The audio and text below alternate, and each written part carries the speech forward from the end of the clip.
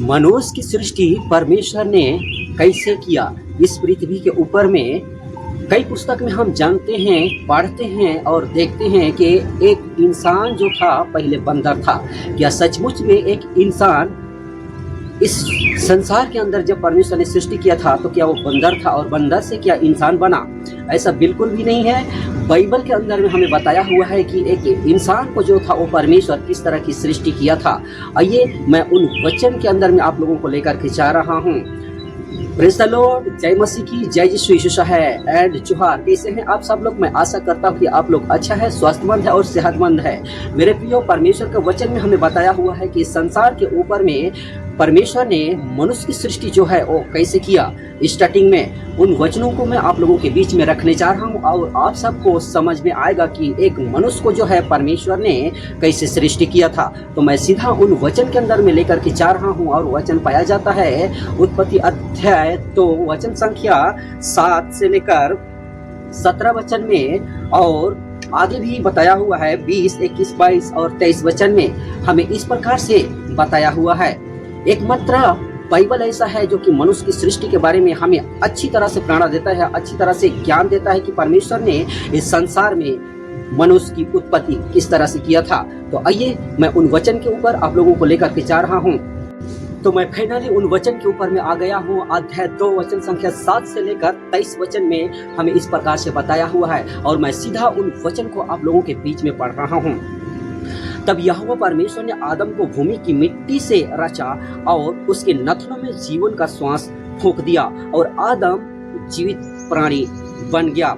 यहाँ पर बताया हुआ है कि परमेश्वर ने जो था वो एक मिट्टी को उठाया और मिट्टी से ही आदम को जो है वो रचा था और उसके नथनों में रचने के बाद जीवन का श्वास जो था उसको परमेश्वर ने फूंक दिया था। 8 वचन कहता है, और यहोवा परमेश्वर ने पूर्व की ओर आदन में एक बटिका लगाई और वहां आदम को जिसे उसने रचा था रख दिया। परमेश्वर ने सबसे पहले मिट्टी से आदम की सृष्टि की, आदम की रचना की और जब उसको रचना किया तब उसके अंदर में जीवन का श्वास फूंक दिया और परमेश्वर ने आदम को उठा करके आदन की एक बटिका जहाँ पर लगाया हुआ था परमेश्वर ने उसके अंदर में रख दिया। तब यहोवा परमेश्वर ने आदम को लेकर आदन की बटिका में रख दिया कि वह उसमें काम करे और उसकी रक्षा करे। और परमेश्वर ने आदम को ले जाकर के उस बटिका के अंदर में रखा था ताकि उसके अंदर में आदम काम करे और उस बटिका की रक्षा करे। और यहोवा परमेश्वर ने आदम को यह आज्ञा दी, तू बटिका के सब वृक्षों का फल बिना खटके खा सकता है।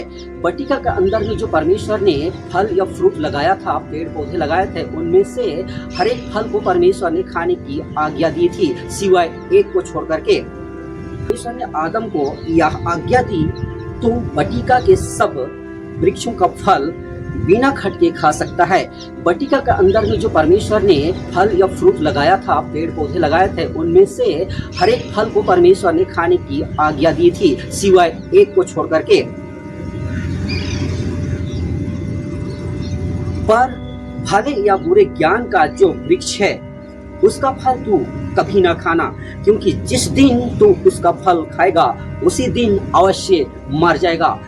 इस बटिका के अंदर में परमेश्वर ने एक ऐसा पेड़ भी लगाया था जो कि जीवन का पेड़ करके नाम दिया हुआ है और परमेश्वर ने कहा था सारे फल को तू खा सकता है इस बटिका के अंदर में से, लेकिन एक मात्र ऐसा पेड़ है जिस पेड़ का फल तू कभी नहीं खाना। यदि तू उस पेड़ का फल को खाएगा उसी दिन जो है तू मर जाएगा। लेकिन हमें यहाँ पर क्या दिखाई देता है कि जब आदम ने आज्ञा का उल्लंघन किया और उस फल को जो उसकी पत्नी ने दिया था और उसने खाया तो हमें मरा हुआ नहीं दिखाई देता है।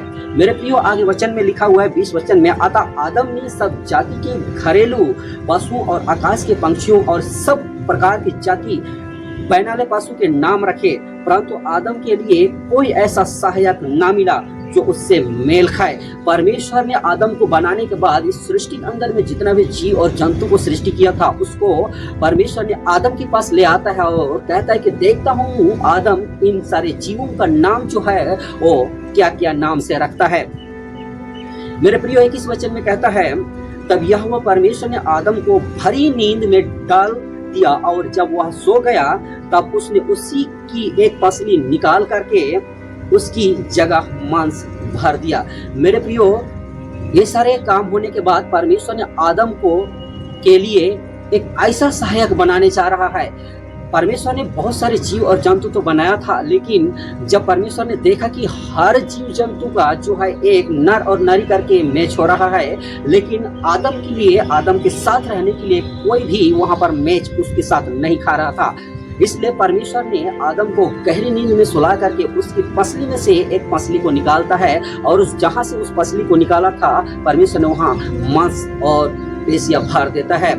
उसके बाद में क्या करता है परमेश्वर, आगे देखेंगे 22 वचन में। और यहाँ परमेश्वर ने उस पसली को जो उसने आदम में से निकाली थी स्त्री बना दिया और उसको आदम के पास ले आया। परमेश्वर ने जो आदम के शरीर में से जो पसली निकाला था, उसी पसली में से आदम के लिए एक नरी बनाया था, और उस नरी का नाम है हवा, जिसको परमेश्वर ने आदम की पसली में से निकाल करके बनाया। और फिर परमेश्वर ने आदम के पास उसको लेकर के आता है। तब आदम इस नारी का नाम नारी रखता है।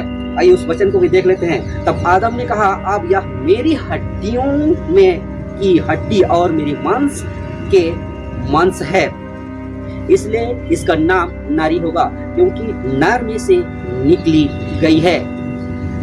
आदम के पास जब परमेश्वर ने हवा को लेकर आया, तब आदम ने देखा और कहा, ये मेरी मांस में से मांस और हड्डी से हड्डी से निकली है, इसलिए इसका नाम नारी होगा। तो मेरे प्रियो, आई होप कि आप सबको यह वीडियो अच्छा लगा हो। अगर यदि यह वीडियो अच्छा लगा तो आप लोग मेरे चैनल को सब्सक्राइब कीजिए और शेयर कीजिए और बेल आइकन को प्रेस कर दीजिए, ताकि ऐसे ऐसे वीडियो आप लोगों तक पहुंचाता रहूं।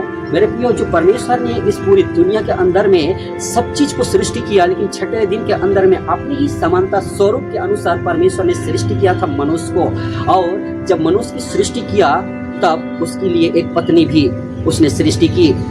तो आई होप आप लोगों के इन वचन के अंदर आप लोगों को बहुत सारे सीख मिला होगा और बहुत सारे समझ मिला होगा कि परमेश्वर ने किसी बंदर को नहीं, लेकिन परमेश्वर ने मनुष्य को ही बनाया था। और यहूदी कल्चर के अंदर में बताया जाता है, यहूदी जगत के अंदर में बताया जाता है कि मनुष्य को जो परमेश्वर ने सृष्टि किया था, वो एक स्थान की मिट्टी से नहीं किया था। ऐसा बाइबल में नहीं लिखा हुआ है, लेकिन मैं आपको एक जानकारी दे रहा हूँ कि परमेश्वर ने पूरी दुनिया के अंदर की मिट्टी को जो था वो उठा लिए थे। हर जगह जगह की मिट्टी को उठा करके परमेश्वर ने आदम की सृष्टि की थी। और हम जान सकते हैं कि जैसे कि आदम ने परमेश्वर की वाटिका में आज्ञा का उल्लंघन किया, तो वो उसके अंदर में पाप आ गया। और बाइबल कहता है कि बिना खटके तू पूरी इस वाटिका के अंदर का फल खा सकता है, लेकिन जिस दिन तू ज्ञान देने वाले बुरे या भले पेड़ का फल खाएगा, उसी दिन तू मर जाएगा। और ऐसा ही हो गया था। जिस दिन परमेश्वर का ये आज्ञा का उल्लंघन किया, उसकी पत्नी ने, हीव ने, शैतान बहका करके उसको पाप में गिराया, तब हीव जो था वो उस फल को तोड़ के खाया और आदम को भी दिया, जिसके कारण से दोनों पाप में गिर गए। और हम जान सकते हैं कि उस दिन से, आदम से लेकर अभी तक की इस पीढ़ी के अंदर में इतनी सारे पाप जो है वो इसी के कारण से फैला हुआ है, जो कि आदम ने ही सबसे पहला गलती आदम की वाटिका में किया था। और उस पाप के कारण से परमेश्वर ने श्राप दिया और आदम की वाटिका में से दोनों को जो है निकाल दिया था। तो आज के लिए इतना ही। इन वचनों के साथ मैं विदा लेता हूँ। फिर से एक छोटी वचनों के साथ आगे नेक्स्ट वीडियो में मिलूंगा। तब तक के लिए आप लोग अपना ख्याल रखिए। God bless you. जय यीशु, जय मसीह की। आमीन।